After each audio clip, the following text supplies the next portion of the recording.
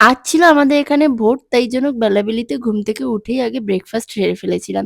মা বলল সকাল, সকাল গেলে পরে নাকি ভিড়টা অনেক কম পাবো। কিন্তু দাদার জন্য একটু দেরি করেই যেতে হয়েছে। ওয়েদারটা দেখো কি মারাত্মক সুন্দর হয়ে গেছে।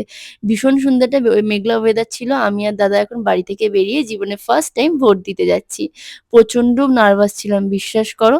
যাই হোক এখন আমার তো ভোট দেওয়া হয়ে গেছে, দাদার এখনো ভোট দেওয়া হয়নি। তাই জন্য ওর জন্য এখন বাইরে দাঁড়িয়ে, দাঁড়িয়ে অপেক্ষা করছি।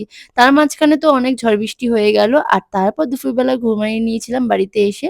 আর এখন একটুখানি বিকেলবেলা ছাদে হাঁটাহাঁটি করছিলাম। তারপর সন্ধ্যেবেলার দিকে একটুখানি বেরিয়েছিলাম। ওয়েদারটা খুব সুন্দর ছিল বলে। আর তারপরেই রাত্রির বেলা প্রায় ১১:০০ টার সময় আমি আর দাদা রাস্তার মধ্যে ঘোরাঘুরি করছিলাম। দেখো সত্যি কথা বলতে গেলে প্রায় দিন তো রাস্তার মধ্যে এরকম ঘোরাঘুরি করি না। দাদা বাড়িতে এসছে তাই জন্যই দুজনে মিলে একটুখানি গল্পগুজব করছিলাম।